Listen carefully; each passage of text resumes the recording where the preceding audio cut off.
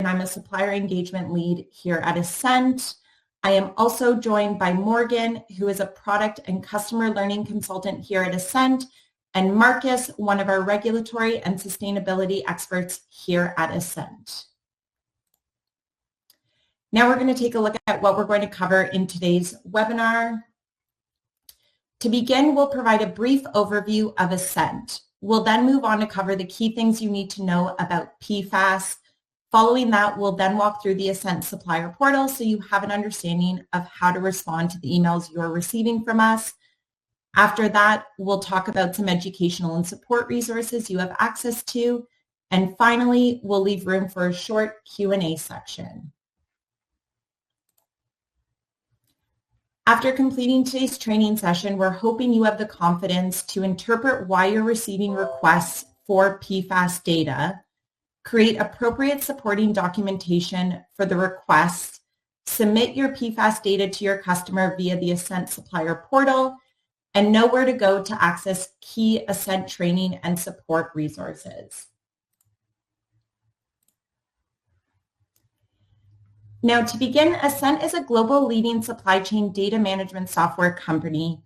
We are trusted by Fortune 500 manufacturers and partnered with companies worldwide to manage data for their product compliance, sustainability, and vendor management needs. Ascent's world-class solution includes program management, consulting services, regulatory compliance subject matter expertise, and a multitude of free educational resources to help enable teams with their upskilling on various compliance and product topics. We are also a global company with offices located in all the areas you see here on this slide. I'm actually joining you today from Ottawa, Ontario, in Canada.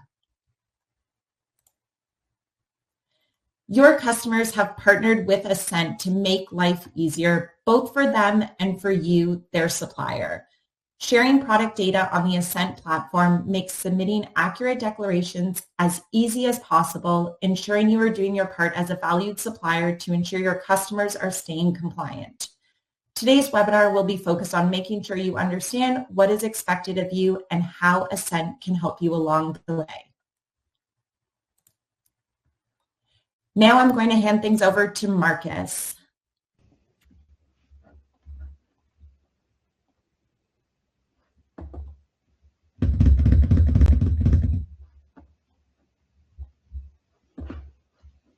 So I hope everyone can hear me now. Yes, we can. Thank you, Marcus.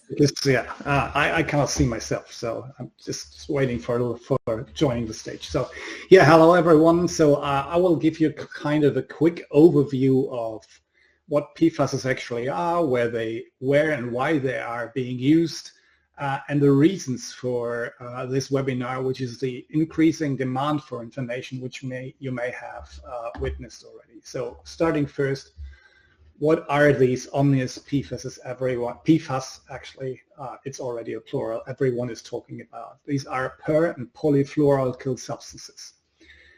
These are substances that have been invented around the 1940s. For today's use and essential use in many of the products that make up our modern life. There are fluorocarbons, and they're typically used, for example, in refrigerant gases, in coatings, in parts of liquids, in oils, greases, in elastomers and polymers. One of their main properties is that due to the tightness of their bonds, they provide the desired properties that gave them the name forever chemicals, so they're hard to break down. But at the same time, this hard to break down also means that they're very resistant, so they're stable, both in the positive and the negative way. The reason for them being regulated is parts because of their stability, so they're providing something like a low-level contamination in groundwater, soil, plants, animals, and humans.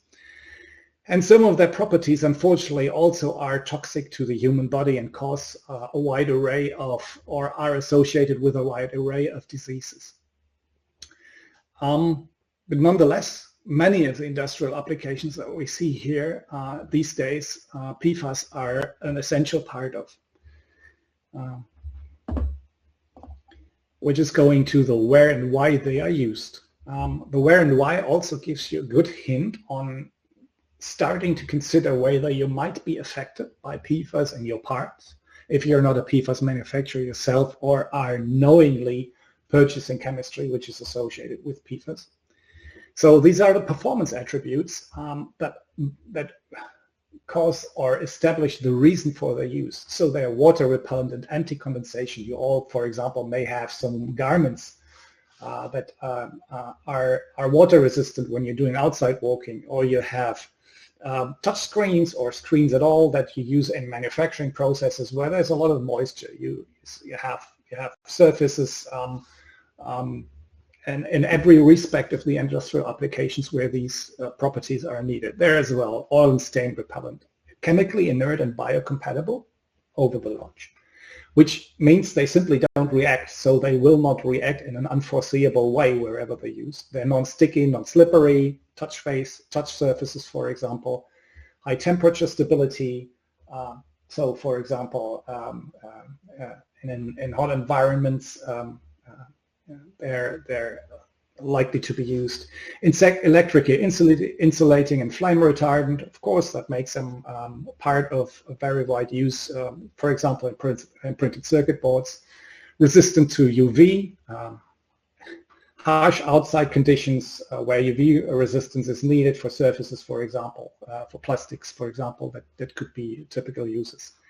And you all know the applications in plastics packaging or overall in packaging, for example, when it comes to foods, beverages, pizza cartons, for example, come to mind, or your coffee to go, where it used to be used for a lot of time. So a lot of applications that really describe a little bit how modern life is.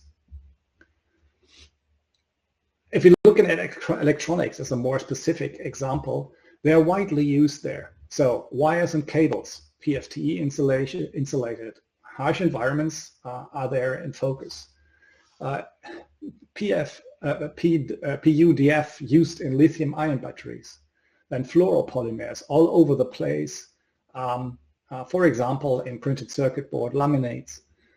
They're in coatings, gaskets, anti-fingerprints coatings I already talked about, and last but not least, flame retardants and resins. So a lot of applications, mostly everywhere, and that's the other reason for the everywhere in the name of the everywhere chemicals. They are used. So not only everywhere in the environment they can be found because they cannot be really disposed of. Respectively, they can be disposed of, but they don't biodegrade.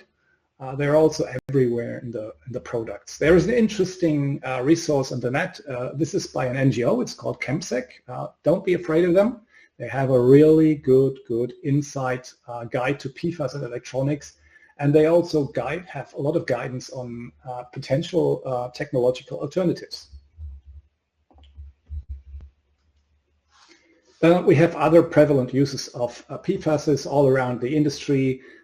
Typically, O-rings are heavily discussed all the time, and then mostly every webinar I have, someone will come up and say, okay, we have them in O-rings. There is no real alternative existing.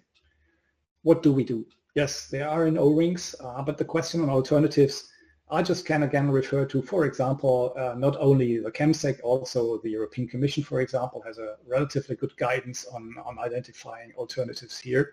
And if there is no alternatives, yes, you have a reporting duty you might have. There is upcoming restrictions on that, and there is then the need for technological redesign, yes.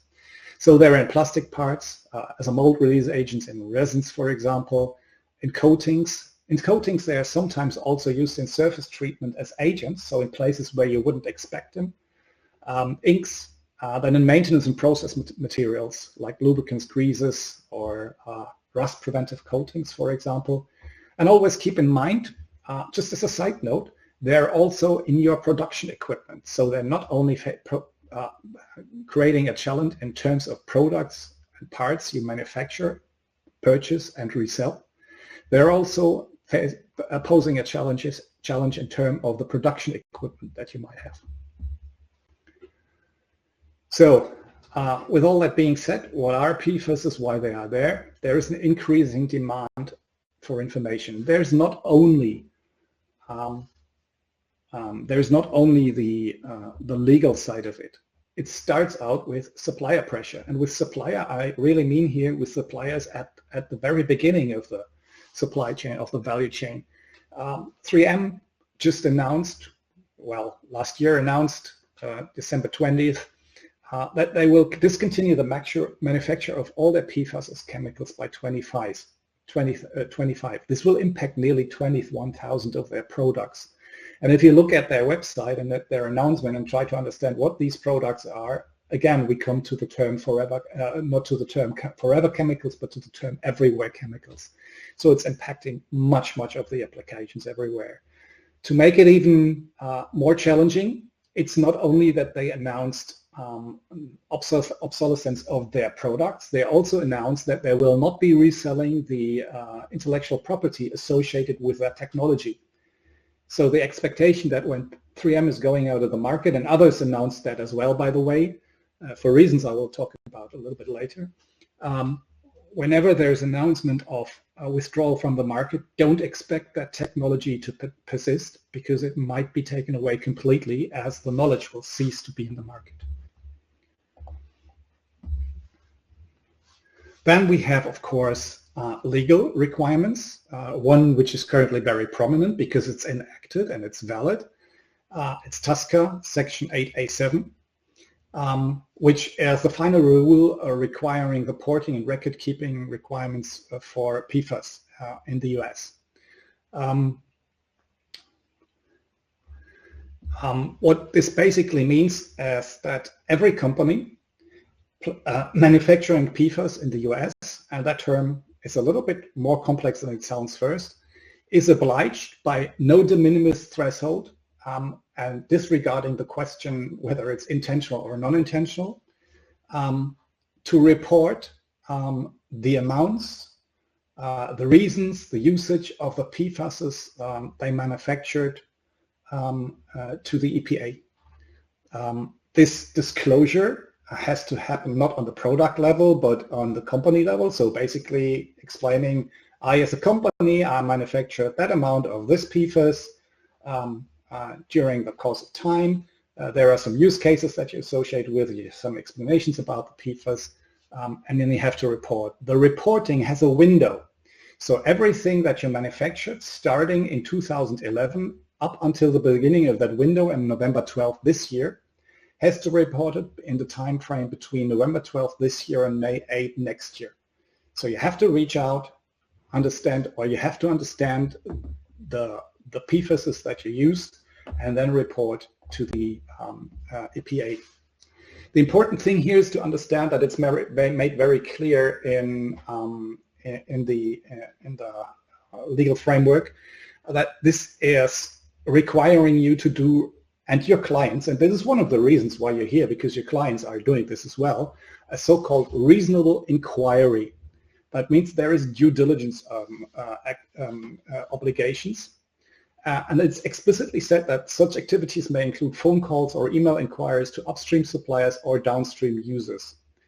It's very clear on that it is not a product testing requirement, and it cannot be, because many of the PFAS are actually not really testable. Most of them are not. You can just indirectly do tests which hint on the possible existence of PFAS, but that's only very vague. And it's also encouraged to document these activities, so to give a proof of evidence on your due diligence, basically do a log of activities you did to come to the information. And if you cannot come to the information, for example, a product has been discontinued since 2012, or the supplier is out of the market, you have no technical capabilities to reach any information of that, you must record evidence on that. So it must be clear that why you could not reach out and could not have success in these activities. It's important. So due diligence, it's at the core of the reporting requirements. One of the ways that you could typically reach out is a supply chain data collection. So how can you make this a valid due diligence effort? There is a universally accepted way of demonstrating product compliance that has been established as part of the European Union RoHS directive, respectively, is explicitly referred to there, which is the IEC 63000 standard.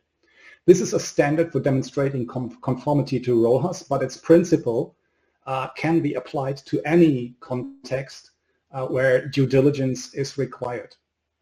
Note that EPA does not require chemical testing, but it overall requires you to do reasonable due diligence. And the IEC 63000 clearly states processes that could be adhered to allow you to establish what could be called a presumption of conformity. So there is options of reaching out in the supply chain. If that doesn't work, there's options for testing. If that doesn't work, there is other options for setting a reason or reasoning about why you would not be affected or why you could be affected but could not reach the final data. So there is a lot of possibilities within that framework that would allow you to diligently and understandably document your way to compliance.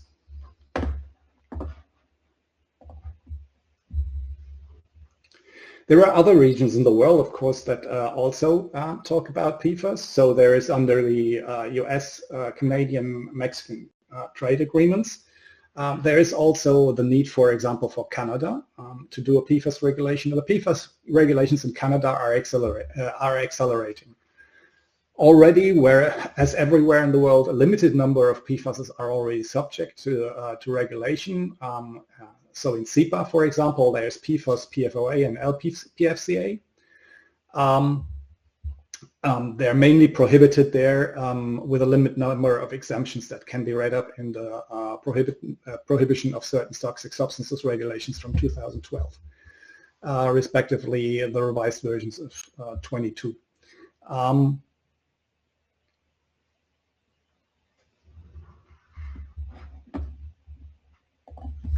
Next slide. So PFAS regulations are global, as I said. So Canada, we have seen that. US, I've talked about already. So everything under the Stockholm Convention PFAS, they're of course regulated wherever there is a signatory to it, be it in Asia, be it in Europe. Europe is going a step further as well. In Europe, there's currently the proposal of a all-encompassing PFAS restriction on top of the already existing legislative instruments under REACH, POPs, drinking water regulation. But that has some time to go until that's decided. But that will be a relatively full ban with some derogations on PFAS as we currently understand it and as we know it. In Asia, we see actions mostly aligned with the Stockholm Convention. In Japan, though, we see more activity in the direction of regulating PFAS all over the place. What does this all mean for you? Now we're switching a little bit from the regulatory perspective to the more practical perspective.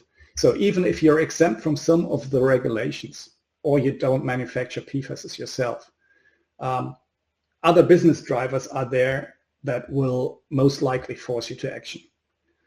And all the action simply boils down to the first questions. Do we use PFAS in our processes and products? And by the way, while talking about the requirements on TSCA, I close to forget to mentioning that manufacturing in terms of TSCA means also importing in terms of importing PFAS in articles. So if you hear and are a supplier to the US or a manufacturer to the US and you export to the US from the non-US products that contain PFAS, you're also treated as if you were a manufacturer of those PFAS.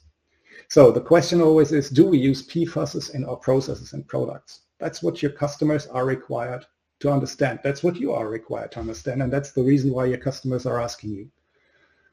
So first thing is to understand where you have PFAS in purchase materials or in such things that you manufacture and what they're used for. That's also a good hint on how to start.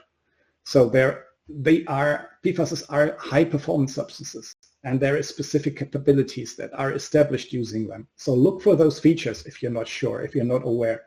If you have any of the features I mentioned before, or using other resources where there's a full list of performance features, Look those up and try to understand whether you could theoretically be affected by that. And don't forget about materials used in your operations, even if they're not part of the final products. That's really, really helpful to understand any obsolescence risk.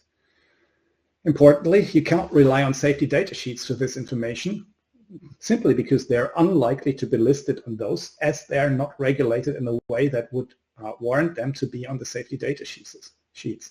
Most purchased materials will not be provided with an SDS, nor is an SDS required by the law for the majority of articles. So, having said that, if you know you cannot exclude the existence of PFAS, it's safe to reach out. It's safe to inquire with your supply chain. And to do that, there are partners such as Ascent, and that's the reasons why we are here, that will help you in that. And with that having said, I'll hand over to Morgan, who will continue with the webinar. Thank you.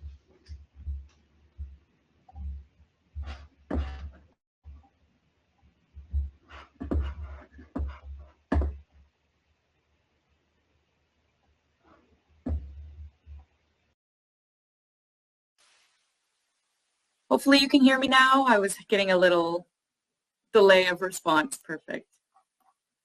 All right, so how do I respond to these requests? So the first thing we're going to talk about is, once we have this information, as Marcus was describing, all the things it may be included in, why we need it, we then need to know how our customers are looking for this information from us.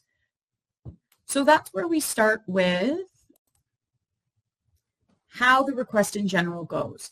So once you get the request from your customer, what you're first going to do is prepare your supporting documentation. So you're going to complete a supplier declaration for the requested regulation. In this case, it is PFAS. Next, you're going to respond to the customer request. You will find that in an email sent to you by your customer, and there will be a little button that says View Requests. So once you enter the customer supplier portal through that request button, you will be able to submit your supporting documentation. And then, of course, we're going to submit that documentation that we prepared. So I'm going to walk you through these 4 steps here to make sure that you are comfortable using our portal, understanding what we're looking for, and being able to complete that request for your customer. So first of all, what is needed from you for creating a valid PFAS declaration? First of all, if you've come to any of our other webinars or you've submitted for other regulations, the same principles apply to what needs to be on that declaration. So we need company letterhead, we need proper legislative reference, we need a unique reference to parts or products being covered in the declaration. We need you to declare your compliance status. Let us know if there are substances present, if there are any of those PFAS substances, and then signed by the appropriate individual with a date of reference. Now, I do want to be mindful that even if you do not have PFAS substances in your supply chain or in the products, that you are supplying to your customer, we still need a declaration just letting us know that you do not have any of those substances. So this is a very small kind of example. I'm going to share my screen in just a second here so we can have a look at what a template of a declaration would look like. I like to keep in mind for everybody that you do not have to use the template. There is an option to download it under the docs section, but you do not have to use our template. What we do ask, though, is that you're following those criteria that were listed on the slide before if we are making a declaration. So if your company already has one, make sure it checks off those boxes of what we need on the declaration, but feel free to use your own template. But for those of you that do not have your own template, let me just share my screen quickly here.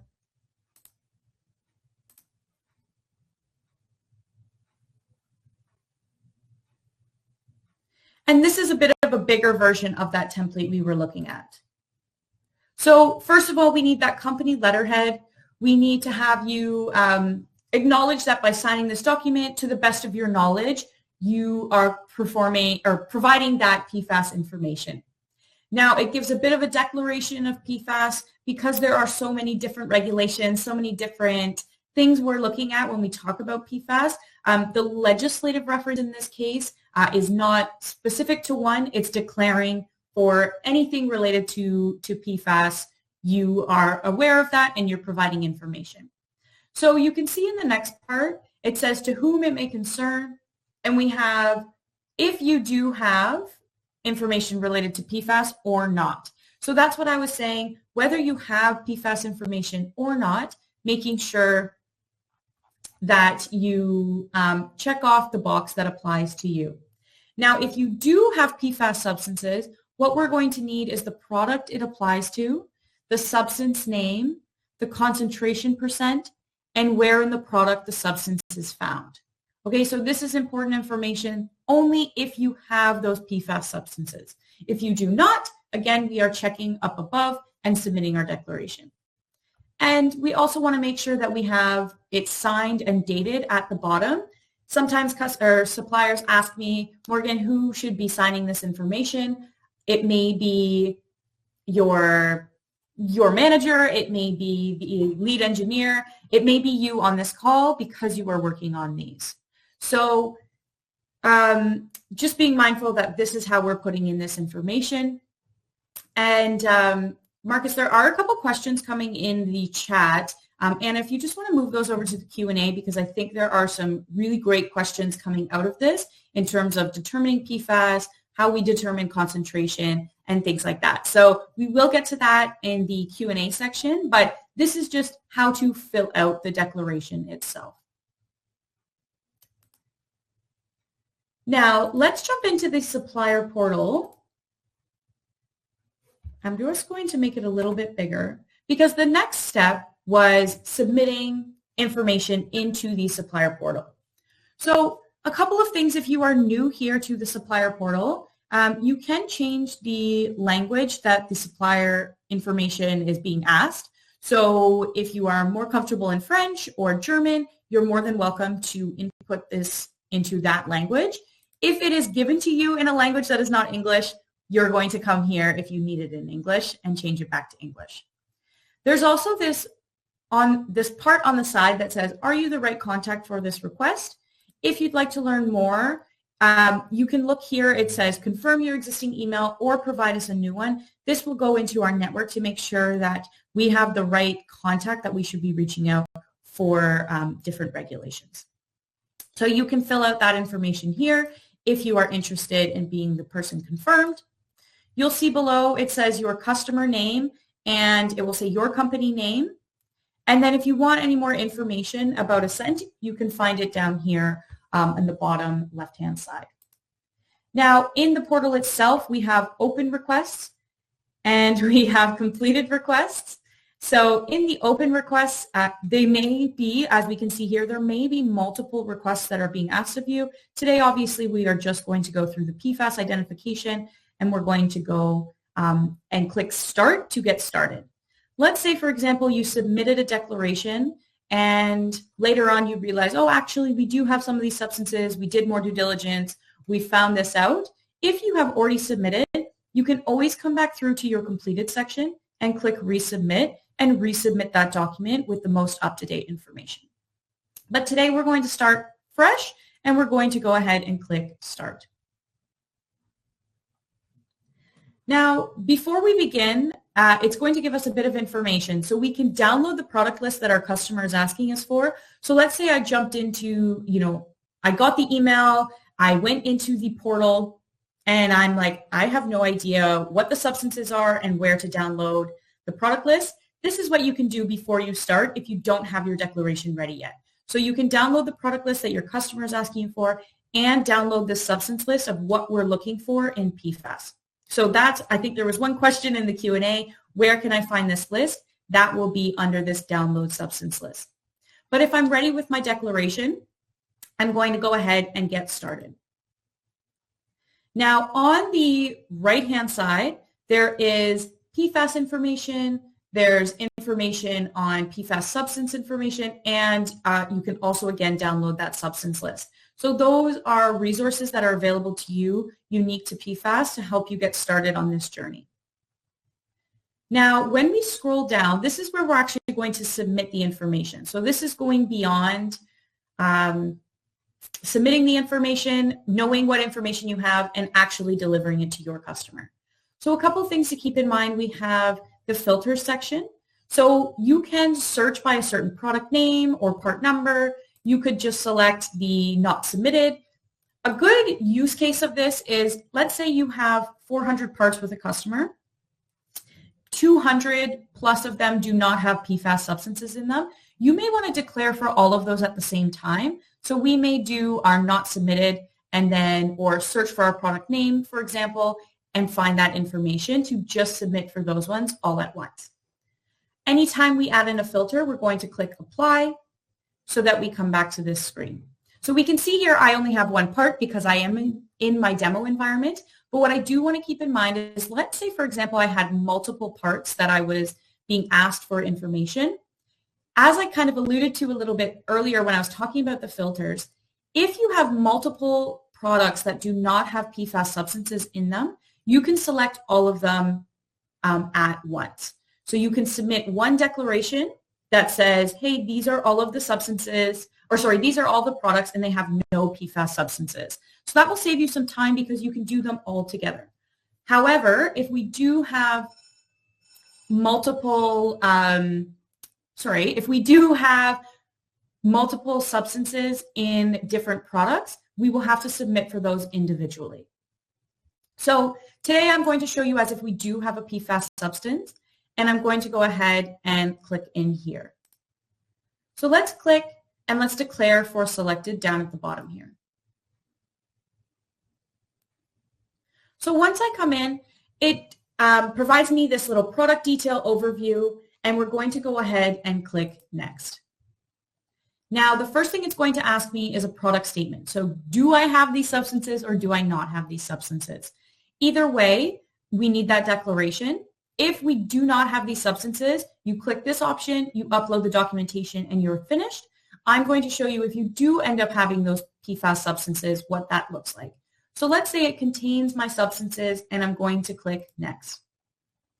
Now it's going to ask me for that supporting documentation we reviewed earlier. So let's upload the document here. Pull this over. And I'll go and I will upload my declaration, because we can see here that a supplier declaration is what's being asked from my customer. Then I'm going to select a file type. So I'm going to provide a supplier declaration as my file type. Please note you can add in other documents, but what we are looking for is a supplier declaration first and foremost. If you want to provide any other supporting documentation, for example, a test report or anything like that, not that those are needed here, you can also additionally add those in by just clicking upload. I do want to let you know that in each section, there is this little tips part, and these are unique to the portal that you are accessing. So for example, what is the reporting level for PFAS identification? I believe there was a question in there. So I can go ahead and I can click here. I can see what is that reporting level? Is the threshold 0? Is the threshold higher? Let's look at here just to see what we have.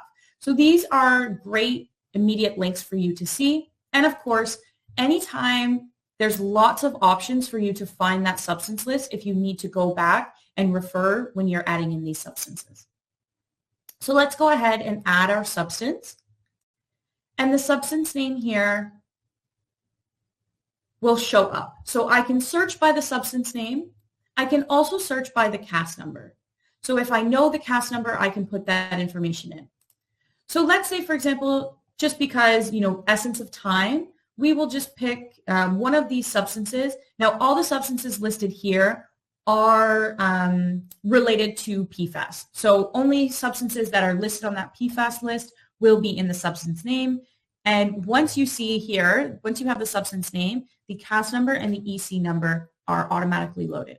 So it is also checked off automatically that it is contained in the product because we have already said that it contains PFAS substances. Now, the substance status will be an automatic drop-down for you saying it is above threshold. In this case, PFAS identification, it doesn't mean it is limited. And Marcus, maybe in the Q&A, you can expand on this a bit more, but it doesn't mean that there's a restriction. This is just if you have any PFAS in your substance, we need to know, which makes the threshold 0%. So it's not currently a restriction. It is just us needing to know, your customer wanting to know, are you using PFAS at all in any concentration level? So let's just say 0.1 leaves it over that 0% weight over weight. And where is the substance found? So let's say a wire coating. And don't judge me, I have no idea if that substance is in a wire coating. I am not a material analyst. But then the article name. So this is providing the lowest level name with this substance that we're talking about, the PFAS substance. So let's say, for example, my wire coating, my article name is part 123, right? So this is where we're going to know where it goes back to, whereas the substance found is where we find that in our product. So let's go ahead and click Add. And we can see here, it shows the applicable to PFAS identification. We see the substance information here. If there are more than one PFAS substances in the product that we are using, we can go ahead and add other substances, and it will show us related to the product that we are providing. You can also delete this if you want to restart. You can edit it with this little square with the pencil, and you can also clear all if you want to completely wipe any substances you've added. Now we're going to go ahead and click Next, and it will ask us to review. Now, it gives you the option to share the declaration. You do not have to necessarily share this declaration. If it is, a declaration that says we have no PFAS substances, it applies to all of the parts that are included, you can go ahead and share that. It may be easier if other customers are asking you for this. You can go ahead and click Submit, and it will bring me back to my main page. Once I'm done here, let's say I'm ready, I've submitted, I don't need to submit anymore, I'm going to click Done, and it will give me a quick summary, and I'll click Continue. So it will bring you back to the main page. We can see now that it is complete. Let's say, for example, I find out next week, my engineering team comes in and says, actually, that information you provided, we need to update it. We can come back in and resubmit. I think from me, and I believe that is everything.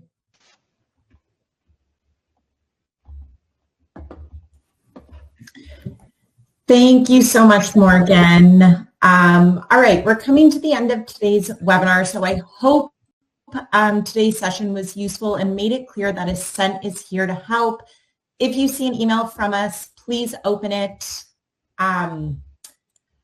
review the request, and let us know if you're going to need more time. And to avoid having to redo submissions, make sure you review and ensure all of the required fields are populated. We also have many on-demand resources available through our Help Center, which we've linked here on this page. If you aren't able to find what you need, please reach out to us via live chat. Our support team is available 24/5 to answer your questions and support you with your submission. Now, if you're looking for more information on how to stay ahead of demands and protect your customer relationships, you can access our platform guide and other helpful resources from the link on this page here. We also have a new PFAS handbook linked here that can help you create a PFAS identification program to ensure you're prepared for your customer requests. Now, we do still have 20 minutes left. We've had a ton of questions come in. So what I'm going to do is I'm going to go back into the Q&A. I'm going to pull up your questions, and we're going to have Marcus address what we have time to go through. Whatever we are not able to get to today, you will receive an answer to those questions following the webinar. Yeah. That's good and fine with me. I don't know whether anyone can see me, but I hope at least here. All right. Thank you, Marcus. We can hear you. So what I'm going to do is I'm going to go to... I already tried to answer some of the questions by typing, but I'm not so quick in typing that I could respond to all. Perfect. So to start, we've actually had a lot of questions come in around the best way to obtain PFAS information. Can you just speak a little to where to find PFAS information?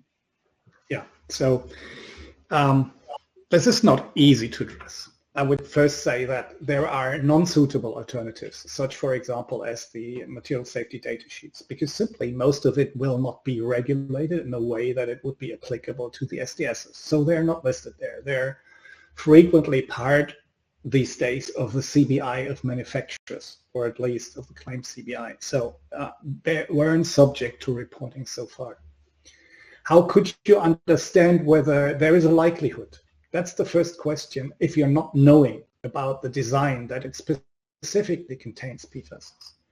How first to understand the likelihood you're being affected or products and parts being affected? Start out with a performance criteria. Start identifying their uses. Look into electronics. Look into the question whether there are flame retardant properties, whether there are harsh conditions under which they are used. So whether UV resistance or water oil repellency, etc., is a requirement. Look from performance properties such as touch surfaces, for example, or stain-proof surfaces. Look for certain known materials, so anything that's a polymeric chemistry, cables, insulations, etc., might be affected.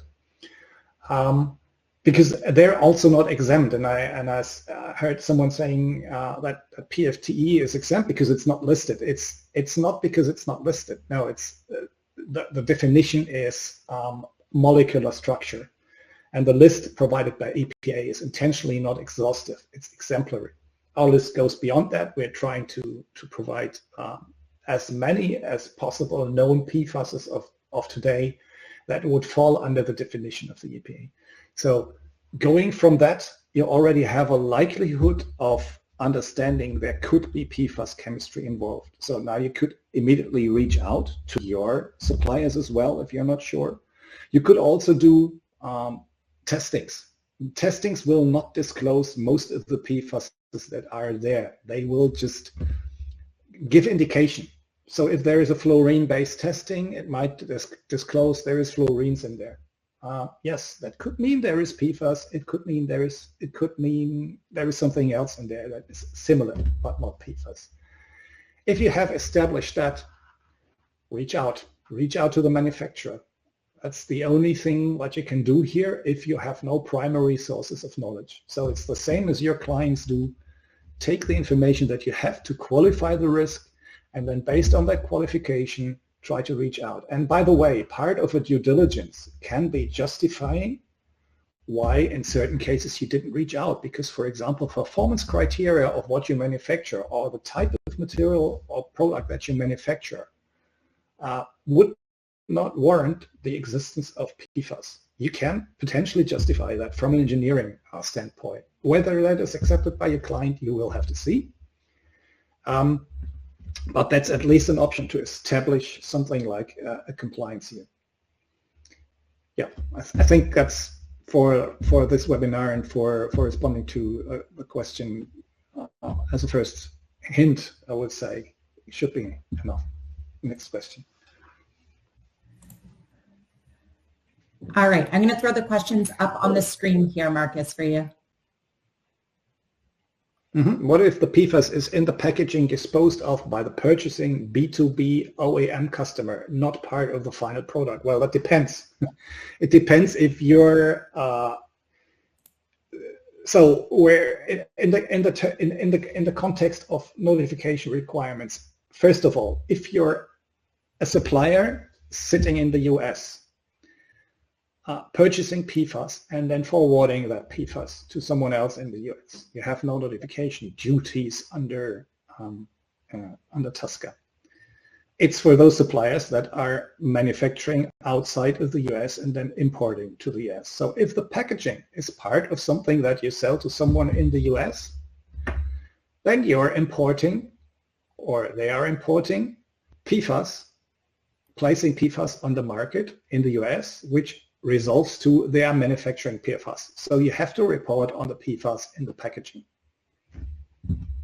no matter whether it's disposed of later or not. If it's a manufacturer who's sitting your client is sitting in the European Union, for example, and you're selling to them and the packaging contains PFAS, that doesn't affect, and is disposed of, that doesn't affect the PFAS information requirements for the US market.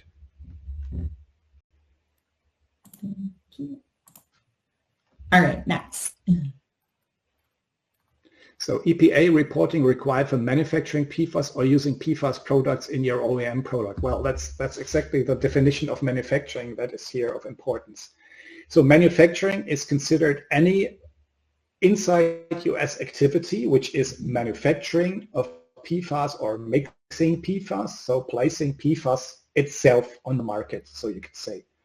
As soon as it's part of an article, a product, so to say, in the US, within the US, it's not longer considered manufacturing.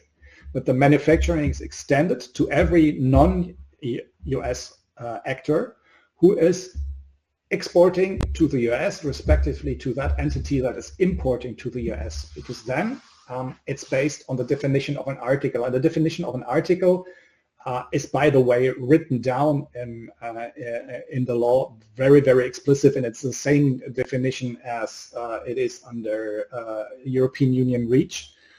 So there have been myths or word spreading around that the article was not defined. It is defined.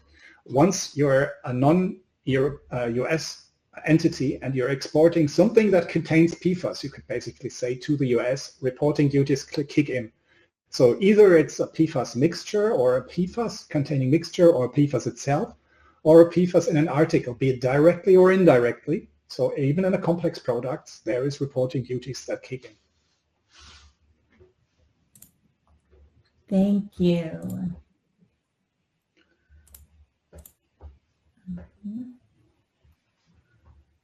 Next one. All right. So the next one here, EPA has a list with over 14,000 PFAS chemicals. Is there a list that suppliers should be using to check if their product has PFAS, or if there's a specific group of PFAS that they should be looking at? So the thing is that even the list that is provided by EPA is not exhaustive, because TSCA section 8A7 gives a definition of molecular structures that form a chemistry that would be considered a reportable PFAS under the Act. We have at Ascent gone wide ways to understand the market and all the known PFASs outside that would fall under that definition. And we have come up with a list that's even slightly longer than that of the EPA. And even that is not sufficient, because one of the things with PFAS is, and that's causing also the European Union to do their, or to wanting to do their restriction approach, is that the way that PFAS chemistry is manufactured, it allows to very, very rapid creation of similar chemistry, which is then forming a new chemistry. So new substance that has most of the same properties and has a very similar molecular structure, but it's not completely identical to the one listed under a given CAS number. That makes it so difficult and leads to what is called regrettable substitutions. And to address that thing, instead of having all the CAS numbers listed, CAS numbers are just referential and exemplary, but non-exhaustive. You have to verify that there is no substances in there that would follow the molecular structure as defined in the Act. So it makes it even more difficult. For example, you have a product, you purchase that. You are dubious because of its properties. You do a testing. Fluorines are discovered. You reach out to the supplier, to the manufacturer of the material, for example. You ask them, do you have PFAS there? And they ask, what do you understand of PFAS? You provide them with the list of CAS numbers, and they will say no. You provide them with a molecular structure that the chemistry would adhere to, and they will tell you, oh yes. So that's what it makes so very, very difficult to really talk about PFAS with even your suppliers. And that's why there is so much information offered all around and by us as well. And why we go so far as to trying to understand what all makes up PFAS chemistry.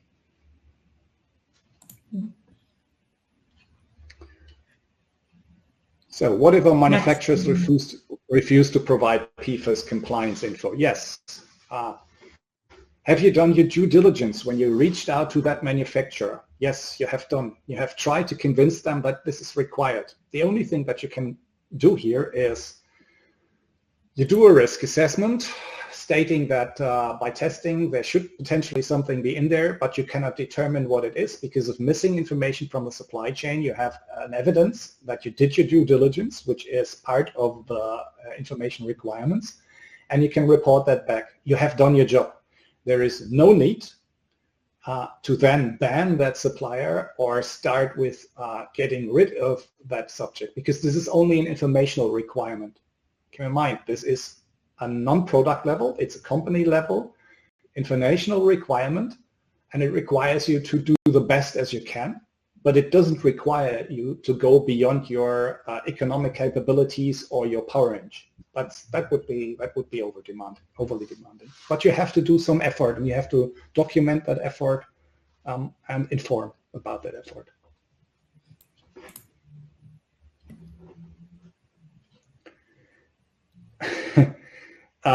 Well, yeah, you can only provide concentration with either doing a chemical analysis or by asking the manufacturer of the concentration.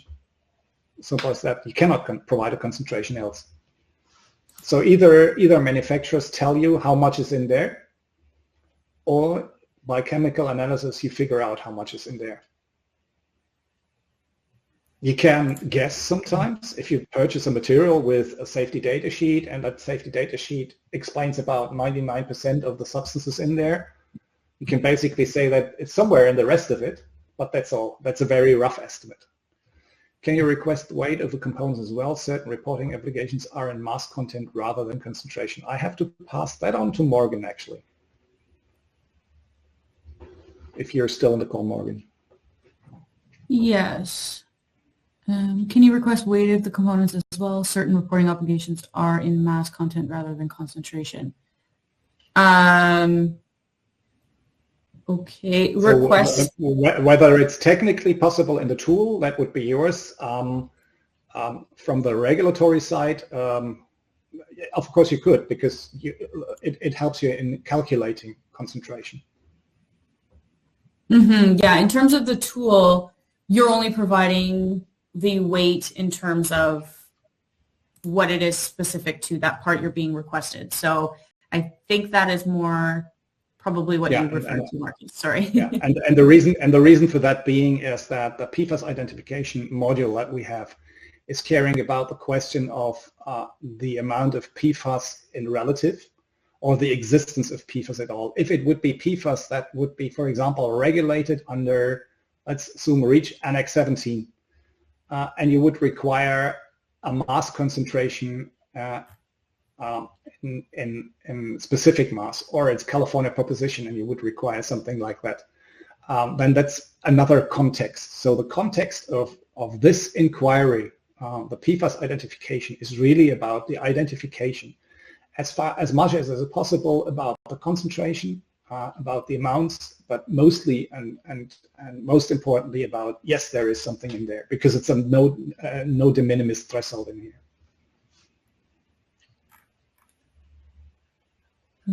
Okay. What about the companies that we are the distribution representative of the main manufacturer in USA, but we do the distribution of those products in our country?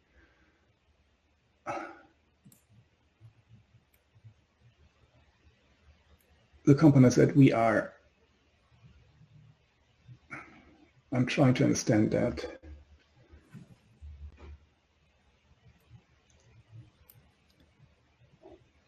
So this is the other way around, going from the US to Europe, for example. At least it's what I understand.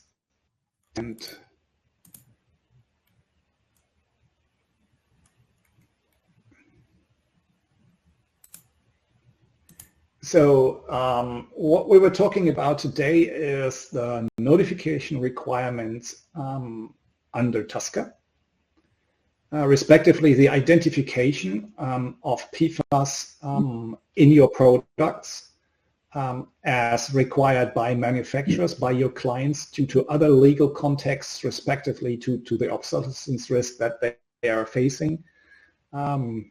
You remember in the slides the pressure points that I was talking about, and as a preparation of the upcoming restrictions or the expected restrictions in the European Union. That's how I would understand this request, but I do not understand where the question is heading. So maybe Francisco, if you could drop us a mail or a request specifying what your intention is here, I think I could talk about this more educated.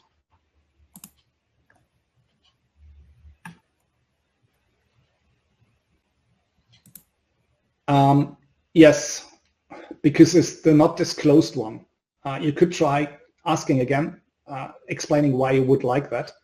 Other than that, you can report back with stating the one substance with its name and concentration, and the other one is other PFAS and not disclosed with a concentration provided. So there is, yes, you can do that. It's unfortunate, it's not what is intended, but that will be one of the results for example, for EPA understanding. But there's a lot of PFAS potentially in the market which is not disclosed. As I said, some of the PFAS are CBI. The manufacturer would not easily disclose them. Okay. That's the one I already have where I need more. Oh. Yes.